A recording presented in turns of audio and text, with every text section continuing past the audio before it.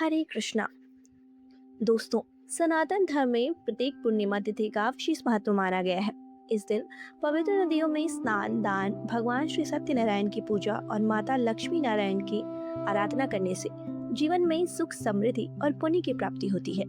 शास्त्रों के अनुसार पूर्णिमा के दिन श्रद्धा और भक्ति से की गई पूजा मनुष्य को अनेक पापों से मुक्ति दिलाती है और घर में सुख, शांति और धन धान्य का वास होता है।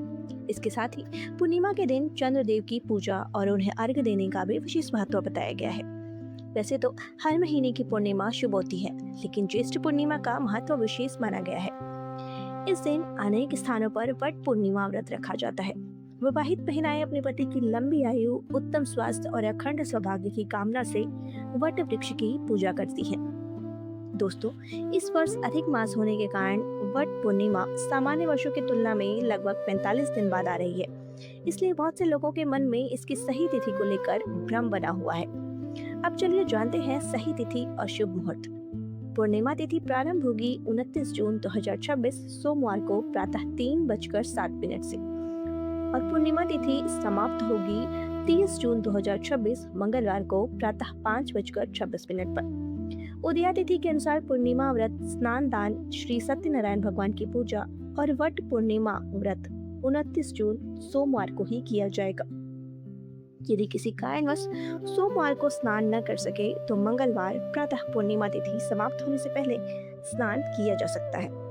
अब चलिए जानते हैं इस दिन के प्रमुख शुभ मुहूर्त। ब्रह्म मुहूर्त होगा सुबह 4:12 से 5 बजे तक। सूर्योदय होगा सुबह 5:48 से। अभिजीत मुहूर्त होगा दोपहर 12:03 से 12:57 तक। राहु काल होगा सुबह 7:30 से 9 बजे तक। जहां तक संभव हो राहु काल के समय पूजा करने से बचें और उसके बाद पूजा करें। इस दिन भद्रा का समय अवश्य रहेगा, लेकिन भद्रा का वास पाताल लोक में होने के कारण पूजा पाठ और व्रत संबंधी कार्यों में किसी प्रकार का दोष नहीं माना जाएगा। यदि आप वट पूर्णिमा का व्रत कर रहे हैं तो प्रातः स्नान करके स्वच्छ वस्त्र धारण करें, भगवान विष्णु, माता लक्ष्मी और वट वृक्ष की विधि विधान से पूजा करें, वट वृक्ष की परिक्रमा करें, रक्षा सूत्र अर्पित करें और अपने परिवार की सुख, समृद्धि और पति की दीर्घायु की प्रार्थना करें। यदि वट वृक्ष उपलब्ध न हो तो श्रद्धा पूर्वक पीपल वृक्ष की पूजा भी की जा सकती है। इस दिन अपनी श्रद्धा के अनुसार दान अवश्य करें। विशेष रूप से अन्न, फल, वस्त्र, जल से भरा घड़ा, छाता, पंखा, गुड़ और दक्षिणा का दान अत्यंत शुभ माना गया है। शाम को चंद्रोदय लगभग 7:02 से होगा। चंद्रदेव को जल, अक्षत और पुष्प अर्पित कर अर्घ्य दें। इसके बाद व्रत का पारण करें।